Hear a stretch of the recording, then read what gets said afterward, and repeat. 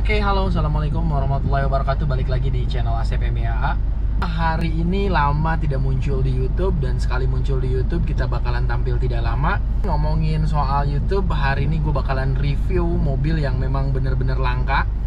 Mobilnya ini gue rasa sih enak buat dibawa, terus nyaman untuk diajak berpetualang, dan ganteng ketika mobil ini diajak nongkrong. Mobil apa ini? Yaitu Ford Everest tahun 2013 dengan mesin TDCi 2500 cc. Yuk, buat yang penasaran sama gimana mobil ini, langsung aja lihat reviewnya berikut ini.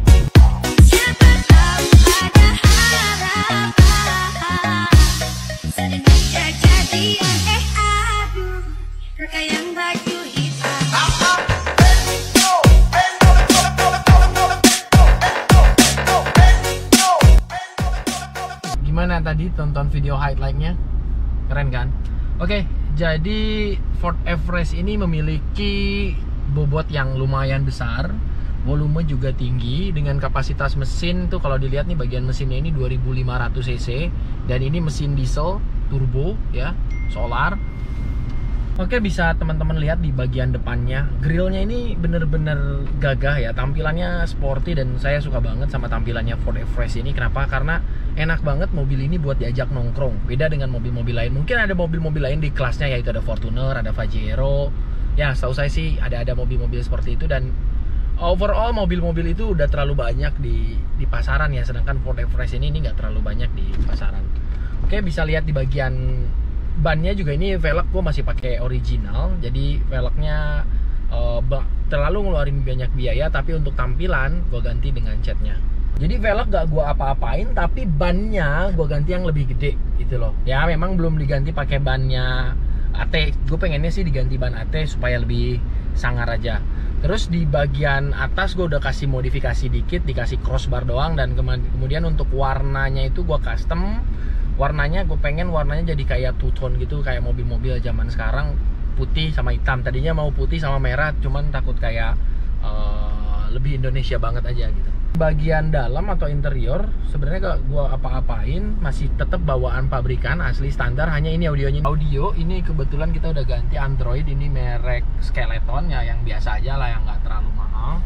Terus kemudian dari interior sendiri cuman ada beberapa yang udah di retrim, bagian belakang di retrim. Senangnya gue sama Ford Everest ini, selain daripada tempat duduk yang udah disediain dari pabrikan itu udah langsung leather, di Ford Everest ini juga tempat duduk baris keduanya itu bener-bener lega banget. Jadi buat teman-teman yang badannya lebih tinggi atau bobotnya lebih berat, di sini itu bisa enak banget duduk di belakang, baik row kedua ataupun row ketiga. Tapi yang paling enak itu di row kedua, dimana row keduanya itu tinggi, headroomnya cukup, dan legroomnya itu yang lega banget deh pokoknya.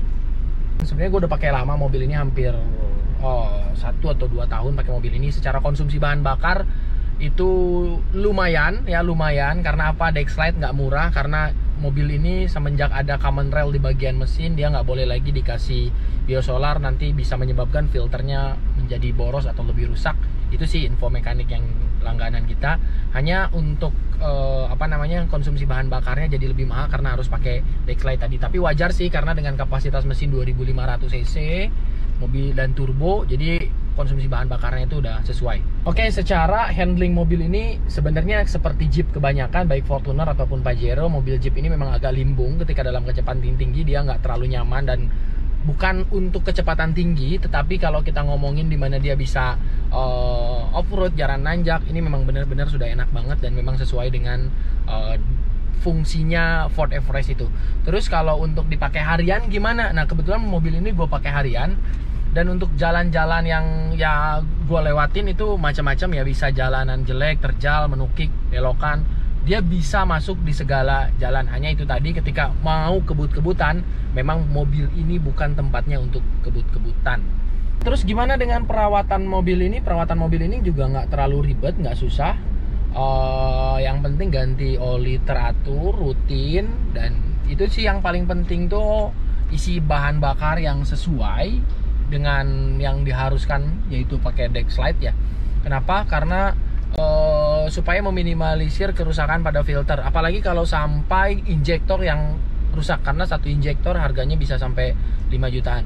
Jadi so far sih gue pakai mobil ini untuk perawatan cenderung normal ya, nggak terlalu mahal, hanya ganti oli dan sebagainya. Mungkin itu review singkat dari kita. Nanti teman-teman boleh tinggalin komentarnya supaya kita bisa lebih baik lagi ketika mereview mobil atau mereview benda-benda lain. Mungkin itu aja video singkat dari kita. Semoga video ini banyak memberikan manfaat. Kita mohon maaf apabila ada kekurangan atau kesalahan-kesalahan dalam penyebutan nama, gelar dan sebagainya, ataupun kata-kata. Akhir kata, thank you. Assalamualaikum warahmatullahi wabarakatuh.